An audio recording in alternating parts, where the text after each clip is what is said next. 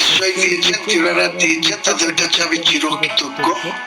ভাই মুসলমান সমাজের মানুষের আজকে যে উদারতা মানসিকতা নিয়ে তাদের কি আছে না আছে তা আমি যে ভদ্রলোক 1 কোটি টাকা আমাকে ঘোষণা করলেন, তেনার বাড়ি তো কোথায়, ওই দক্ষিণ 24 পরগনার কোথায় বাড়ি, আমি কোনোদিনই চিনতাম না। উনি আসে নিচে এসে ওনার একটা শিল্পপতি মানুষ, অনেক কিছু আছে, কার্ডটা আমাকে দিলেন এবং বললেন আপনার অ্যাকাউন্ট দিবেন, আমি 1 কোটি টাকা এখানে দেব।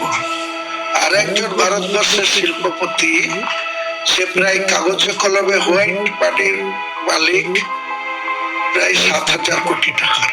তিনি আমাকে সকাল 10টার সময় ফোন করে বলেছেন যে আপনি আমার নাম করবেন না, কাউকে প্রচার করবেন না, আমি আপনার এই মসজিদের ফান্ডে 80 কোটি টাকা দেব।